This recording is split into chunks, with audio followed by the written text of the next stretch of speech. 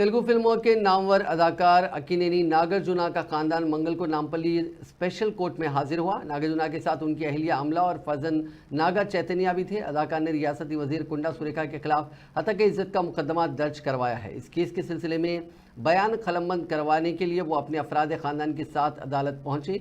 नागार्जुना की तरफ से सीनियर एडवोकेट अशोक रेड्डी पैरवी कर रहे हैं, जबकि कांग्रेस लीगल सेल के वकील टी वर्मा ने अदालत को बताया कि वजीर कुंडा सुरेखा ने अपने रिमार्क्स पर माजरत खाही कर ली है। अदाकार के वकील ने अदालत से ख्वाहिश की कि रियासती वजीर के खिलाफ कार्रवाई की जाए, जिन्होंने नागार्जुना के फर्जन की शादी के ताल्लुक से इंतहाई काबिल एतराज़ रिमार्क किए। नागार्जुना ने जज के रूबरू जो बयान कलमबंद करवाया उसमें कहा कि फिल्म इंडस्ट्री में उनके खानदान की बहुत इज्जत है और मुल्क भर के अवाम अक्किनेनी खानदान से मोहब्बत करते हैं। अदालत को बताया गया कि कौमी सतह और मुख्तलिफ समाजी खिदमात के लिए अक्किनेनी खानदान को कई अवार्ड भी मिले हैं, लेकिन वजीर कुंडा सुरेखा ने बेबुनियाद इल्ज़ाम आयद करते हुए कहा कि उनके फर्जन के तलाक की वजह BRS लीडर KT रामाराव है। नागार्जुना ने अदालत से इस्तदा किया कि वजीर कुंडा सुरेखा के खिलाफ फौजदारी कार्रवाई की जाए, क्योंकि उनके रिमार्क से अक्किनेनी खानदान के जज्बात को ठेस पहुंची है।